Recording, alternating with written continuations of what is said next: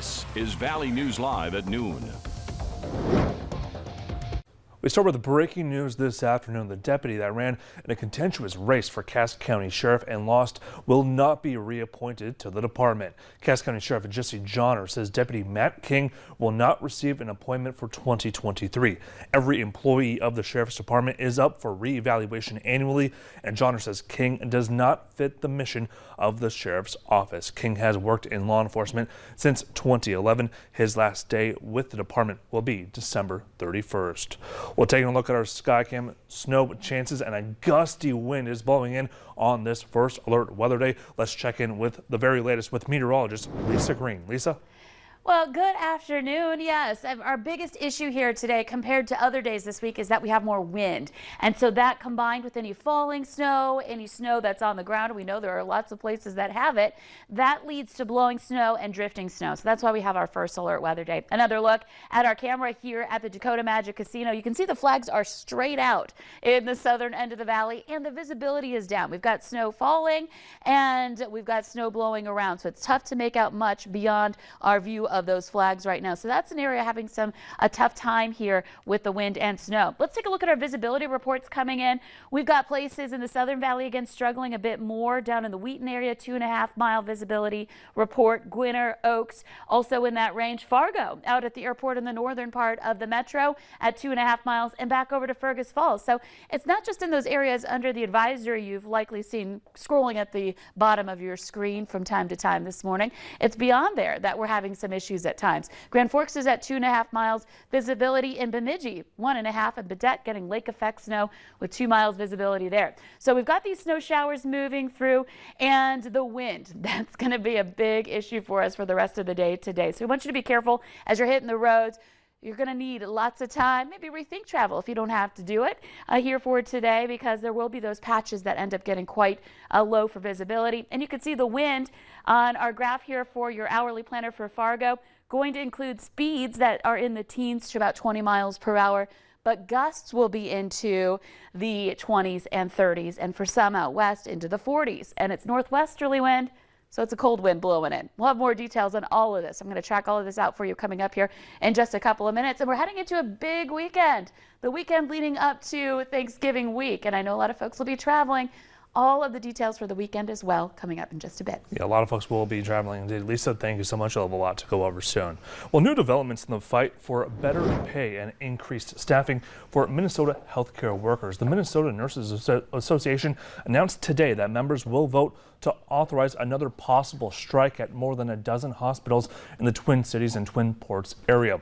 The union's 15,000 nurses will vote on November 30th to authorize the strike at 15 hospitals. Now, back in September, nurses held a 3-day strike.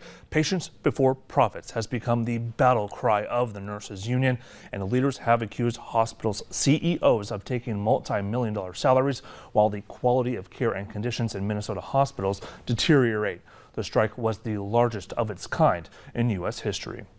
4 Minnesota cabinet members are stepping down, and they include State Health Commissioner Jan Malcolm, who managed the state's COVID-19 pandemic response, and Public Safety Commissioner John Harrington, who served through the unrest following the death of George Floyd. The other 2 cabinet members are Education Commissioner Heather Mueller and Iron Range Resources and Rehab Commissioner Mark Phillips.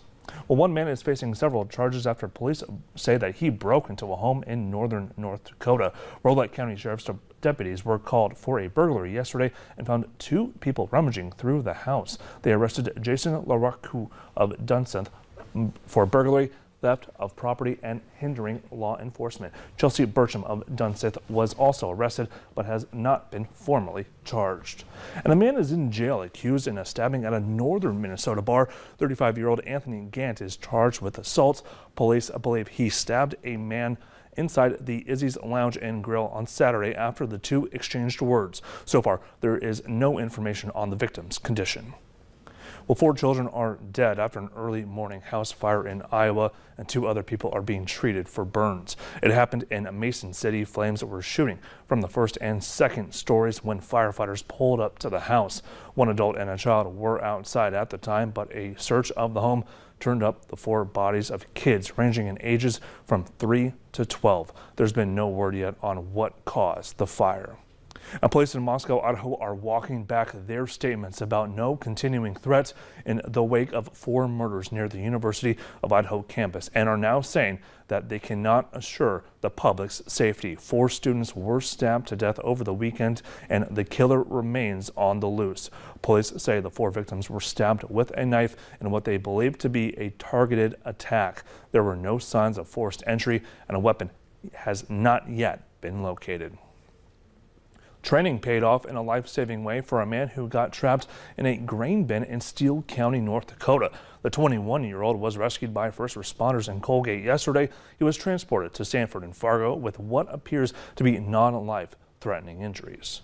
The site of a beloved children's museum in Fargo is hoping to be brought back to life. The Fargo Park District is hoping to get your ideas for redoing Yunker Farm on the city's north side. A public input meeting is going to be happening from 6 to 8 p.m. today at Broadway Station. That's located at 1461 North Broadway. And Minnesota nonprofits are asking for help today during Give to the Max Day 2022. Thousands of groups and schools raise millions of dollars during the online promotion to help finance their activities. If you're willing to help, check them out at givemn.org. Well, coming up at noon, unused train tracks have crisscrossed communities for decades. We'll show you how many cities are transforming these eyesores into beautiful parks. But next, Lisa Green has what you need to know next.